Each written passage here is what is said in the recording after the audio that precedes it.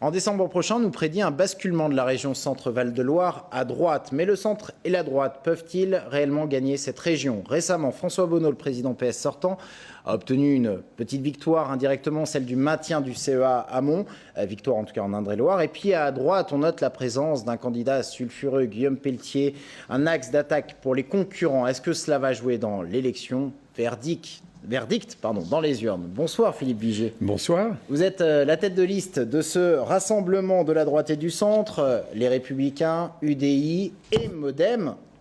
Enfin, on l'espère, parce que c'est peut-être pas encore tout à fait acté. Ils sont avec nous. Ils sont avec vous. Pour ce rendez-vous important des élections régionales de décembre prochain. Alors, parlons d'abord de cette décision prise par François Hollande il y a quelques jours, l'arrêt du processus de fermeture du site du RIPO. On parle bien du CEA de Mont. C'est une victoire, même indirectement, de votre concurrent socialiste, François Bonneau. En tout cas, ça aurait pu être une épine dans son pied, mais ça ne le sera pas. D'abord, c'est une bonne décision qui a été prise. Ce CEA de Mont compte particulièrement dans cette région Centre-Val de Loire. Je rappelle qu'il y a un savoir-faire, une technicité par les salariés, par les ingénieurs de ce CEA qui est exceptionnel puisqu'ils travaillent sur une des compétences de la dissuasion nucléaire. Et ce combat, s'il a été gagné, c'est avant tout la formidable mobilisation de l'intersyndicale. Les syndicats ont travaillé ensemble, de façon harmonieuse. J'étais avec eux, vous savez, j'ai beaucoup travaillé en sous-main sur ce dossier, avec d'autres élus, qu'ils soient de gauche et de droite, il n'y a pas de polémique à avoir là-dessus.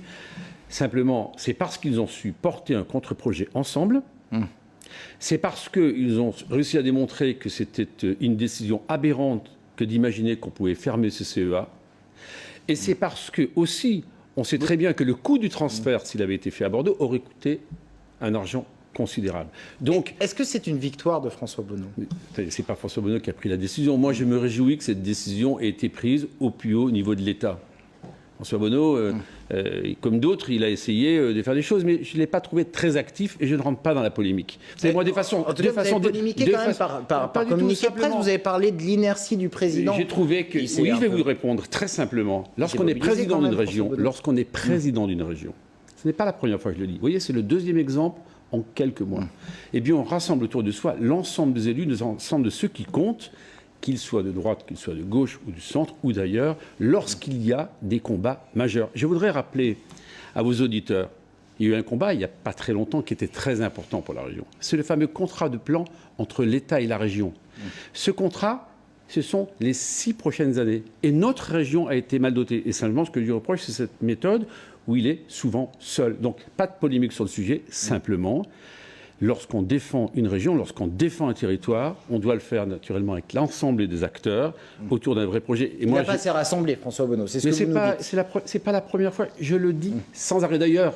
C'est un problème de cette région qui est isolée, qui ne travaille pas avec les départements, qui ne travaille pas avec les agglomérations. Vous savez, on n'a plus les moyens pour penser que seul on peut tout faire parce que ça n'est plus possible. Il n'y a plus, justement, les moyens financiers nécessaires. Donc, la méthode que je propose, c'est une gouvernance différente.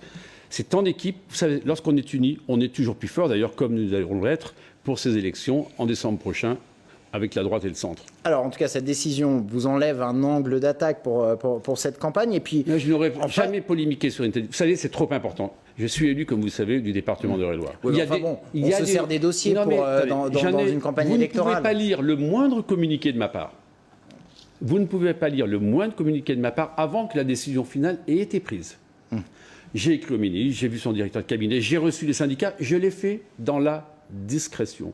Je l'ai fait parce que pour moi, c'est l'intérêt général qui compte. Je suis heureux pour ma région, heureux pour ses salariés, mais attendez un mot, pour autant... Il faut rester extrêmement vigilant.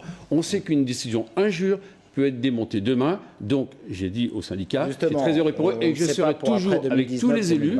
Ma collègue Claude Greff a également beaucoup agi pour ce dossier. Nous serons tous unis pour porter ce dossier. Alors, il faut qu'on avance. On parlait des angles d'attaque. En face, on l'a trouvé, c'est Guillaume Pelletier, votre numéro 2. Si vous gagnez la région, il sera le premier vice-président de la région. C'est très clair, les choses sont simples. Je serai le président et Guillaume Pelletier sera premier vice-président de la région. Vous voyez, c'est un mandat très clair. On va écouter François Bonneau et puis vous allez réagir après. On écoute François Bonneau.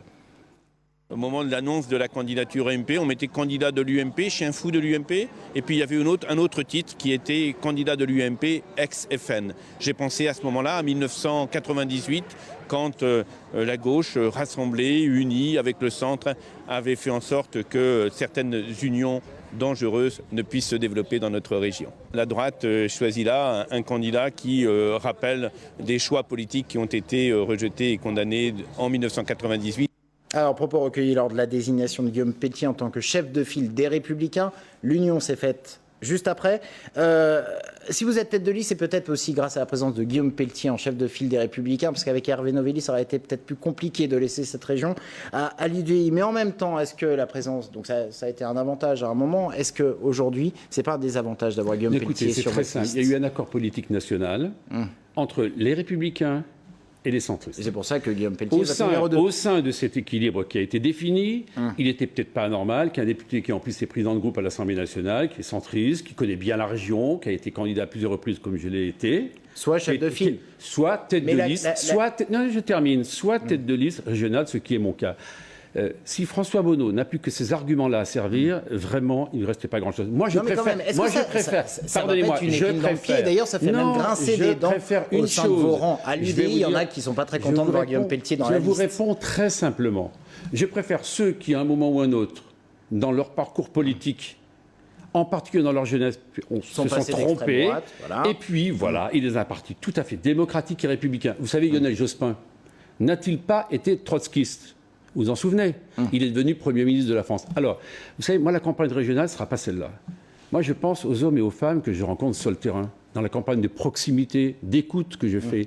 Aujourd'hui, vous voyez, j'étais dans les quartiers à l'Argonne. Quand je vois que dans cette région, plus d'un jeune sur 4 est au chômage. Quand je vois que dans cette région, le chômage augmente beaucoup plus qu'ailleurs en France. Quand je vois qu'enfin, dans cette région, on a perdu des étudiants depuis 2010 en nombre, on a perdu des apprentis en nombre dans cette région, ça veut dire que c'est un échec, malheureusement. Votre axe de campagne, François Bonneau n'a pas de vision. Jamais, c'est ce que vous dites. Il ne m'emmènera jamais. Pardonnez-moi, c'est trop important. Pourquoi ? Parce que les politiques sont décriés dans leur action, justement parce qu'il y a des attaques basses comme celle-ci. Alors, que les choses soient dites une fois pour toutes, et enfin, une chose soit dite une fois pour toutes, jamais on pourra dire que Philippe Vigier, de près ou de loin, n'a fait d'alliance avec les extrêmes, d'où qu'il soit. Donc, pas d'alliance avec le Front National, même si le Front National fait un très bon score aux prochaines régionales. C'est une question qui ne se pose même pas, puisqu'en 98, j'étais de ceux qui ont refusé. Et on verra si François Bonneau fait une alliance avec l'extrême gauche, parce que quand je regarde les programmes des extrêmes, je les trouve très proches. Occupons-nous des habitants de cette région, des chômeurs, de leur emploi et de l'avenir de la jeunesse, car cet avenir n'est pas assuré à l'heure actuelle. Philippe Vigier, tête de liste du Rassemblement, les Républicains, UDI et Modem, mais de la droite et du centre, voilà, ça sera plus simple. Merci beaucoup d'être venu sur le plateau de TV Tour Val-de-Loire. Très bonne soirée à vous.